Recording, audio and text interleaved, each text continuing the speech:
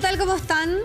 Durante el 2020, en plena pandemia, sobre todo en el contexto de las cuarentenas, muchas mujeres, sobre todo de organizaciones, abogadas, pusieron una voz de alerta respecto a lo que podía suceder en los hogares de nuestro país con los abusos y eventualmente con la situación más grave, con los femicidios. Por eso queremos analizar un poco qué fue en cuanto a cifras el 2020 en esta materia en cuanto a violencia de género, pero además también preocuparnos ya por las cifras que nos muestran que esto sigue durante este 2021, de lo poco que llevamos, de estos pocos meses. Para eso conversamos a esta hora y saludamos a María Inés Salamanca. Ella es coordinadora de ONU Mujeres en nuestro país. Gracias por acompañarnos, María Inés. ¿Cómo estás? Muy bien, muchas gracias por la invitación. María Inés, ¿cómo ustedes evalúan lo ocurrido durante 2020 en cuanto a las cifras de denuncia, de femicidios? Porque son como dos fenómenos aparte. Hubo un aumento considerable en las denuncias, eso se pudo constatar, pero el contexto sin duda que sabíamos que no ayudaba, que no era el idóneo para poder darle una respuesta como sistema, podríamos decir, a este flagelo que es obviamente la violencia contra las mujeres y niñas.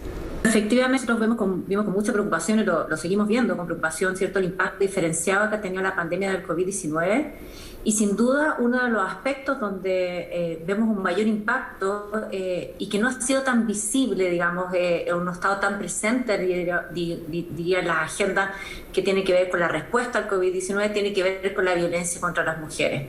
Nosotros el año pasado, ¿cierto?, tuvimos, según datos oficiales, hay un total de 43 femicidios registrados y más de 150 femicidios frustrados. Pero lo que sí hemos visto es un aumento de la violencia contra las mujeres en distintos espacios, ¿no?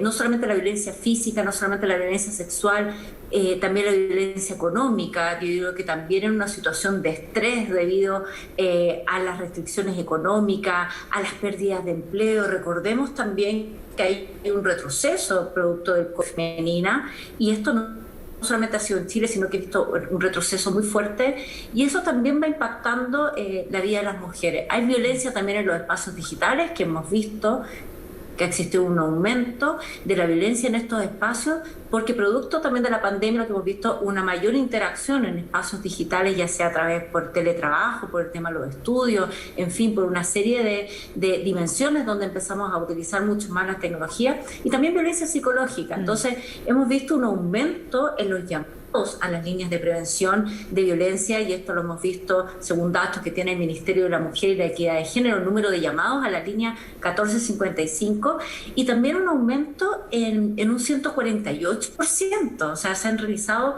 550 llamados a carabineros, por ejemplo, un 97% más que fue el año anterior comparado con el año 2019. Entonces, hemos visto con mucha preocupación sí. Y a esto también reiterar también un llamado, yo diría, es un llamado que estamos haciendo desde ONU Mujeres a todos los países de América Latina y el Caribe, a poner también el tema de la prevención de la violencia en el centro de la respuesta del COVID-19. A veces nos centramos solamente en el centro de la recuperación económica,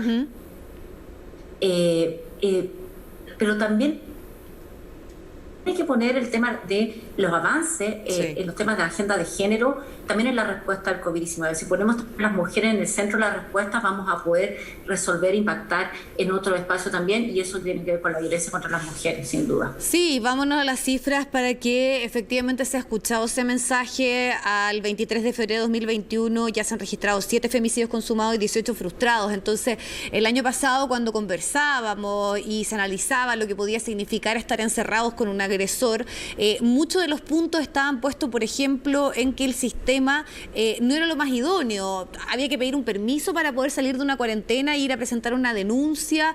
Entonces, estas cifras, sobre todo lo que tiene que ver con este aumento de un 148%, ¿estamos mejor preparados como país para poder enfrentar? Y en cuanto a las cosas que nos faltan, ¿qué se debiese reforzar en la respuesta que se debe dar a este tipo de situaciones? Bueno, varias cosas, es una pregunta bastante amplia, pero podemos partir diciendo, sin duda, la violencia contra las mujeres es lo que nosotros llamamos una pandemia en la sombra dentro de otra pandemia, ¿no?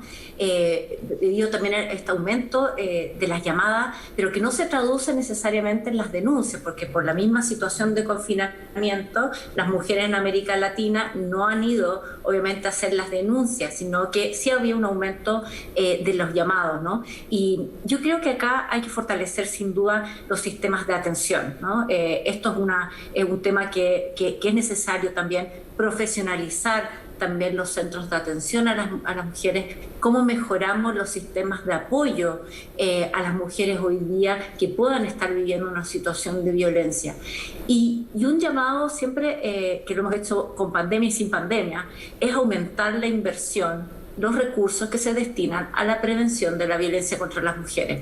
Esto, si no tenemos unas políticas de Estado respecto a prevenir la violencia, es muy difícil que se pueda resolver, incluso reducir los números de femicidio.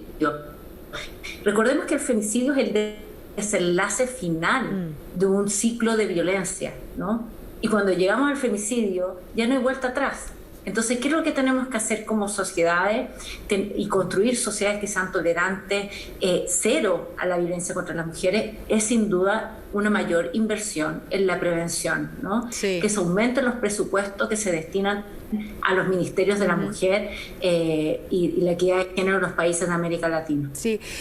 María Inés, a partir de lo que tú dices, lo fundamental que es la prevención, cuando también hablamos de los cambios culturales, de cómo también hacernos todo parte de este proceso, no deja de ser llamativo las cifras que tienen que ver con la violencia virtual, la violencia digital, sobre todo porque ya se plantea la cifra que ustedes entregan, que un 73,8% de las mujeres ha recibido algún tipo de violencia. Y sabemos que esto, si bien, claro, uno entiende que lo más brutal es la situación de la violencia física, pero no deja de ser llamativo que principalmente esto afecta a los grupos de niñas de entre 12 a 14 años, ahí es en un 32%, y luego de 15 a 18. Un proceso de formación, además, también de creación de identidad, y que naturalicemos muchas veces mensajes inadecuados, porque sabemos también que hay algunos casos durísimos, emblemáticos, de niñas que han terminado suicidándose producto de este tipo de acoso. Entonces, ¿cómo también analizar esto que es más bien nuevo, pero que tiene un efecto tremendo, sobre todo en las niñas? Sí, precisamente el año pasado nosotros lanzamos un estudio sobre violencia digital, ¿no? Y la experiencia de las niñas y adolescentes en Chile. Nosotros hicimos este estudio con Fundación Datos Protegidos y la ONG Amaranta, que revela ciertos datos que tocabas de mencionar, que un 73,8% de las mujeres indicaba haber recibido algún tipo de violencia en estos espacios, ¿no? Y con un impacto muy fuerte también en esa edad de la adolescencia, ¿no? ¿Cómo avanzamos también para poder prevenir y también poder educar también para prevenir la violencia en estos espacios? Sabemos que la violencia en los espacios digitales es una extensión también de la violencia que se vive en los espacios físicos, por decirlo así. Y hoy día es un tema que está creciendo con mucha preocupación. Nosotros, esto también va en diálogos que hemos tenido con organizaciones, esto también va asociado, también mezclado con el tema también del bullying, ¿no? En espacios digitales. Hay un aumento también por el uso de las tecnologías, ¿cierto? Para acceder a clases, ¿no? Pero necesitamos hoy día avanzar mucho más rápido en la prevención de la violencia en estos espacios.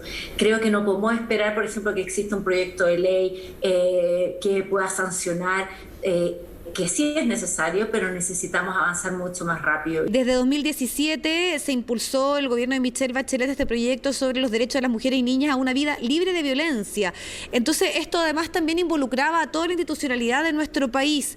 ¿Qué ocurre con esta normativa, más allá de algunos avances puntuales en el desglose, podríamos decir? Pero ¿qué implica que como país y sobre todo todas las instituciones a las cuales le compete este tema tengan una normativa, podríamos decir, una mayor robustez en cuanto a la institucionalidad, en cuanto a la respuesta como sistema que debemos dar a esto?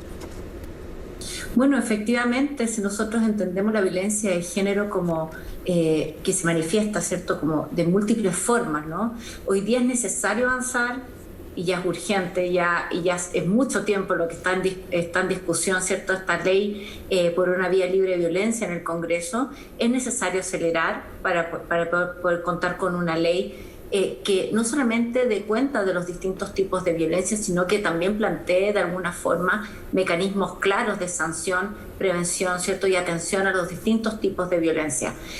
Por ejemplo, cuando hablamos de violencia digital, hoy día no debería tratarse como una ley aparte, sino que están en esta ley que es integral, que llamamos, que son leyes de segunda generación. Hoy día tenemos países en América Latina que han avanzado, que han salido de esta visión más cerrada, más acotada, que no es la violencia doméstica o la violencia intrafamiliar, sino que han avanzado en leyes que incorporan distintos tipos de violencia, ¿no?